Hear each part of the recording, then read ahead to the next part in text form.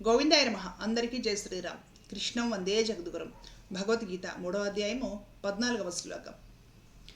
అన్నాద్భవంతి భూతాని పర్జన్యాదన్న సంభవః యజ్ఞాద్భవతి పర్జన్యో యజ్ఞః కర్మ సముద్భవః.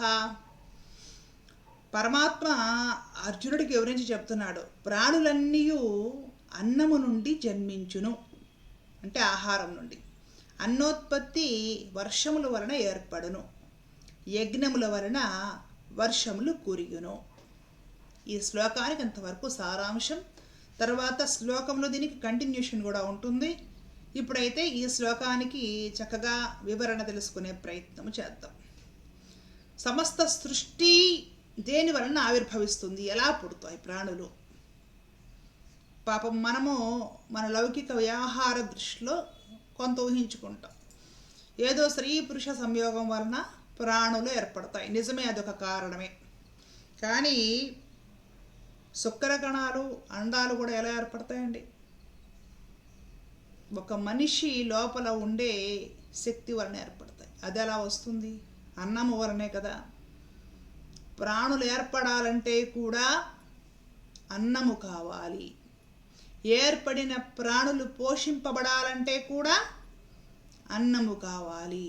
కాబట్టి అన్నము మీద, ఆహారం మీద సకల సృష్టి ఆధారపడి ఉంది. సృష్టి ఏర్పడుతుంది ఆహారం వల్లనే, ఆ సృష్టి పోషించబడుతుంది ఆహారం వల్లనే. మరి ఆహారం ఎక్కడి నుంచి వస్తుంది? వర్షముల వలన అన్నోత్పత్తి కలుగును. పంటలు లేదా సస్యముల నుండి మనకు ఆహారం వస్తుంది. పంటలు పండాలంటే వర్షాలు కావాలి.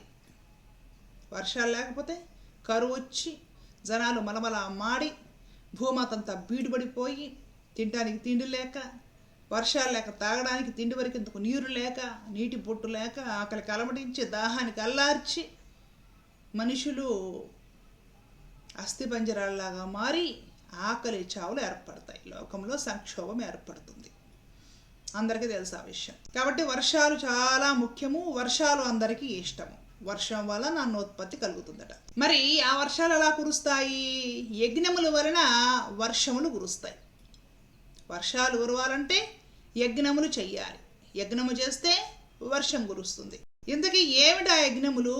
యజ్ఞముల గురించి మనం ఇంతకుముందు శ్లోకాల నుండి విస్తారంగా తెలుసుకుంటూ వస్తున్నాం. యజ్ఞములు అంటే ఒకటి, వేద విహితమైన, వేదములో వర్షములు కురవడానికి ఏ విధమైన యజ్ఞములు చేయాలనేసి వివరాలు ఉన్నాయో ఆ విధంగా యజ్ఞములు చేయడం ద్వారా, వేదం ఎలా చెప్పిందో అలా చేయడం ద్వారా వర్షాలు కురుస్తాయి. ఒకటి అంటే వేద మంత్రాలకు అంత శక్తి ఉంది.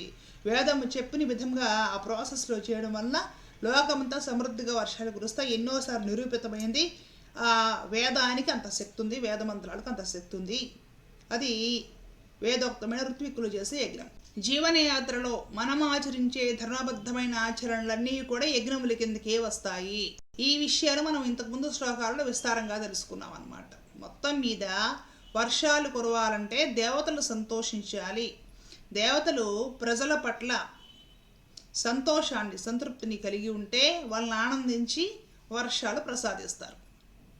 వరుణ దేవతలు లేదంటే దేవతలందరూ, భగవంతుడు వర్షాలు ప్రసాదిస్తాడు. వర్షాలు ప్రసాదించాలంటే మనం దేవతలను ఆనందపరచాలి. ఎలా ఆనందపడతారు దేవతలు అంటే మన ఆచరణ ద్వారా దేవతలు ఆనందిస్తారు. వేదోక్తమైన, శాస్త్రోక్తమైన కర్మలు చక్కగా ఆచరించాలి, అనుష్ఠించాలి. అప్పుడు మాత్రమే దేవతలకు ఆనందం కలుగుతుంది. దేవతలకి ఎంత ఆనందం కలిగితే చక్కగా అంత వర్షం వస్తుంది. వర్షాలు పడితే పాడి పంటలు రెండు సమృద్ధిగా ఉంటాయి. పాడి పంట సమృద్ధిగా లేకపోతే మనుషులు, ప్రాణులు బ్రతకలేరు.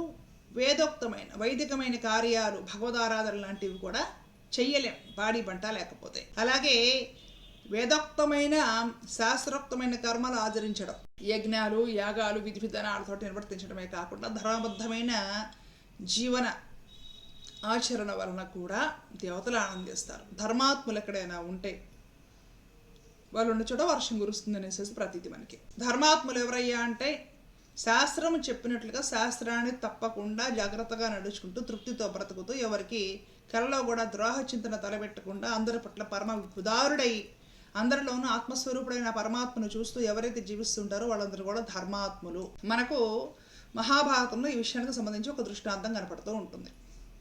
పాండవులు ఎక్కడ ఉన్నారో అర్థం కాదు దుర్యోధనుడికి. ఏ సందర్భంలో? వాళ్ళు అజ్ఞాతవాసం చేసేటప్పుడు. 12 ఏళ్ళు వనవాసం చేసినప్పుడు తెలుస్తుంది వాళ్ళు ఇక్కడ కామ్యక వనంలోనో ఇంకొక వనంలోనో ఉన్నారన్న విషయం తెలుసు. అయిపోయిన తర్వాత అజ్ఞాతవాసానికి వెళ్ళిపోయినప్పుడు తెలియదు. అజ్ఞాతవాసంలో పాండవులను రెడ్ హ్యాండెడ్గా పట్టుకోగలిగితే దుర్యోధనుడు, అంటే పాండవులు దొరికారు కాబట్టి మరలా 12 ఏళ్ళు వనవాసము, సంవత్సరం అజ్ఞాతవాసాన్ని పంపించవచ్చు. కాబట్టి ఈ సంవత్సరం చేజారిపోకూడదు, ఎట్లయినా సరే పాండవులను రెడ్ హ్యాండెడ్గా పట్టుకోవాలి అనే ఒక దుష్ట కోరికతో దుర్యోధనుడు దేశం నలుమూలలకి కూడా గూఢచారులను పంపించి పాండవుల కోసం వెతికిస్తాడనమాట. సరే వెతగ్గా ఎక్కడా కూడా పాండవులు కనపడరు. పాండవులను ఎలా పట్టుకోవాలా అని ఆలోచిస్తున్న దుర్యోధనుడికి కొన్ని మాటలు గుర్తొస్తాయి. ఇంతకుముందు సభలో ఈ పెద్దలు భీష్మాచార్యుల వారు వీళ్ళందరూ మాట్లాడుకుంటున్న మాటలు ఏంటంటే, పాండవులు పరమధర్మాత్ములు, కళ్ళలో కూడా ధర్మం తప్పరు. వాళ్ళు ఎక్కడ ఉంటారో అక్కడ నెలకి 3 వానలు కురుస్తాయి. పశువులు సమృద్ధిగా కుండల కొలది పాలిస్తాయి. ఏ విధమైన ఒక దుర్ఘటనలు జరగకుండా ఉంటాయి. పాండవులు ఎక్కడ ఉంటారో అక్కడ చిన్నపిల్లలు చనిపోవడము, అనర్థాలు జరగడము, తగలబట్టము, లేదంటే ఏదైనా ఒక ప్రతికూలమైన పరిస్థితులు రావడం, భూకంపాలు రావడం, వరదలు రావడం ఇవి లేకుండా నెలకు 3 వర్షాలు ఎంత కురవాలో అంత సమృద్ధిగా కురుస్తాయి. పాడి పంటలు బాగుంటాయి. ఏ విధమైన కరువు కాటకాలు ఉండవు. పాండవులు ఏ ప్రాంతంలో నిలిస్తే ఆ ప్రాంతం అలా సమృద్ధిగా ఉంటుంది అనేసి పెద్దలు చెప్పుకోవడం ఒకసారి దుర్యోధనుడు గుర్తొచ్చి అలాంటి సమృద్ధిగా ఉన్న ప్రాంతం ఏంటి అని వెతికించడానికి దుర్యోధనుడు ప్రయత్నం చేస్తే దుర్యోధనుడికి తెలిసింది విషయం చారుల ద్వారా. మత్స్య దేశం చాలా సమృద్ధిగా ఉంది. నెలకు 3 వానలు కురుస్తున్నాయి. విరాట్ రాజు ఖజానా నిండుతుంది. మత్స్య దేశం ఎక్కువగా ఆవుల మీద ఆధారపడి ఉందన్నమాట. గోసంపద అవి విపరీతంగా పాలిస్తున్నాయి. విపరీతంగా డబ్బొచ్చి పడుతుంది. అందరూ పరమ శాంతిగా ఉన్నారు. విరాట్ రాజు ఆనందంగా ఉన్నారు. ఈ విధమైన విషయాలు తెలుస్తాయి. అప్పుడు దుర్యోధనుడు డౌట్ వస్తుంది అనమాట. పాండవులు అయితే ఆ రాజ్యంలో దాంకొని ఉన్నారు కాబోలు, ఇప్పుడు ఎట్లా అయినా సరే వీళ్ళని బయటకు తీసుకొచ్చి నేను రెడ్ హ్యాండెడ్గా పట్టుకోవాలి. ఈ విధంగా ప్లాన్ చేసుకుంటాడు దుర్యోధనుడు. అంటే వాళ్ళు ధర్మాత్ములని తెలుసు. ఆ ధర్మాత్ములు నిడిచిన చోట వర్షాలు కురుస్తాయి, అంత సమృద్ధిగా ఉంటుందని దుర్యోధనుడు తెలుసు కూడా అలాంటి ధర్మాత్ముల్ని నాశనం చేసే దుష్ట బుద్ధి కలిగిన వాడు దుర్యోధనుడు. కాబట్టి నాశనం అయిపోయాడు. అలాంటి బుద్ధి మనకి కలలో కూడా ఉండకూడదని భగవంతుడిని కోరుకుంటున్నాం. ఉంది అంటే సర్వనాశనమే, వంశం నాశనం అయిపోతుంది. కాబట్టి మనకి ఏమర్థమైంది అంటే, సమృద్ధిగా వర్షాలు కురవాలి అంటే దేవతలు ఆనందించాలి. దేవతలు ఆనందించాలంటే దేవతలు ఆనందించే విధంగా మనం చక్కగా శాస్త్రము చెప్పినట్టు, వేదము చెప్పినట్టు యజ్ఞ యాగాది క్రతువులు నిర్వర్తించాలి. దాంతోపాటుగా మన మనుష్యుల ఆచరణ ధర్మబద్ధమైన ఆచరణ ఉండాలి. మనకు సహజంగానే పెద్దలు ఎప్పుడో ఒక మాట అంటూ ఉంటారు, పాపాలు పెరిగిపోయినాయండి అందుకని వర్షాలు కురవట్లేదు అంటారు. వర్షాలు పడకట్ల దేశంలో సరిగ్గా కరువు వచ్చిందనుకోండి, ఏం చేద్దాం, కలియుగం పాపాలు పెరిగిపోయినాయి వర్షాలు కురవట్ల అంటారు. అంటే ఏంటంటే మనుషులు అధిక పాప చింతనకు లోనయి, బలహీనతలకు లోనై, శాస్త్రము ఉల్లంఘించి, భగవదాజ్ఞను మీరి ఇష్టారీతిగా పాపవర్తనలే ప్రవర్తిస్తూ ఉంటే దేవతలు చింతాగ్రస్తులై ఉంటారు. దేవతలకు ఆనందం కలగదు. తద్వారా వర్షాలు కురవు, విపరీతాలు కలుగుతూ ఉంటాయన్నమాట. విపత్కర పరిస్థితులు చూడాల్సి ఉంటుంది ప్రపంచం. ఇప్పుడు ప్రపంచం అల్లకల్లోలంగా ఉందంటే కూడా కారణం మనం చేసే పాపమే, మనుషుల పాపాలే. ఇతరాతర ప్రాణులు ఏవి పాపాలు చేయవు, పాపం మనుషులే చేస్తారు. కాబట్టి మనుషులు చేసే ఈ పాపాలే ప్రపంచ నాశనానికి కారణమవుతాయి. దుర్యోధనుడు చేసిన వ్యధోపనులు భారత యుద్ధానికి కారణమయ్యాయి. రావణాసురుడు చేసిన పనికిమాలిన పనులు రామాయణంలో యుద్ధానికి కారణమయ్యాయి. మనం మనుషులను చేసే పాప పనులు ప్రపంచ యుద్ధాలకు దారితీస్తున్నాయి అన్నమాట. ప్రపంచం నాశనం అయిపోవడానికి, ఎవరికి మనశ్శాంతి లేకుండా పోవడానికి కారణం అయిపోయింది ఈ కలియుగం. కాబట్టి మనం చేసే పాప పనులు దేవతలకు ఆగ్రహాన్ని కలిగిస్తే మనకు సమృద్ధిగా వర్షాలు కురవు, దేశంలో విపత్కరమైన పరిణామాలు ఉంటాయి.